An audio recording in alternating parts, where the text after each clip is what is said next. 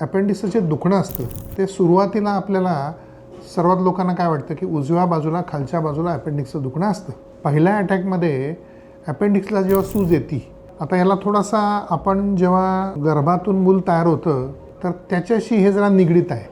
कारण अपेंडिक्स हा जे पूर्ण आपण आतडं पकडलं तर ते मिडगट म्हणजे आतड्याचा मधला भाग, जर आपण तोंडापासून संडास जागेपर्यंत आतड्याचे 3 भाग बनवले तर पहिला जो भाग आहे जठर आणि छोट्या आतड्याची सुरुवात, याला फोरगट म्हणतात. छोट्या आतडं हा मिडगट म्हणतात. छोट्या आतड्याचा शेवटचा भाग आणि मोठा आतडं याला हाइंडगट म्हणतात. तर थोडक्यात जे मधला भाग आहे मिडगट, तर याचं दुखणं जे आहे ते माणसाला डेव्हलपमेंटली बेंबी आणि बेंबीच्या जवळपास 3-4 सेंटीमीटर वर खाली या भागात जाणवतं. अपेंडिक्सचा जेव्हा पहिला अटॅक येतो तेव्हा माणसाला नेहमी वरच्या भागात दुखत असतं. म्हणजे किंबहुना बराच वेळा ह्याला आम्ही वैद्यकीय भाषेत अपेंडिक्युलर डिस्पेप्सिया म्हणतो. म्हणजे अपेंडिक्समुळं ॲसिडिटी सारखी होणारी चिन्ह. तर हे अपेंडिक्सचा भाग हा पोटाच्या मध्यभागापासून डेव्हलप होतो.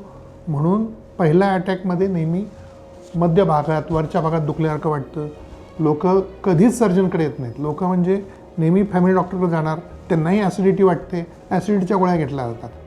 तर दुर्दैवानं काय होतं की पहिल्यांदा दुखतं तीव्र, तेव्हा हे दुखणं जर वरच्या भागात असेल तर त्याकडे दुर्लक्ष होतं आणि जर अपेंडिक्स फुटलं तर ती गोष्ट मग सिरियस होऊ शकते.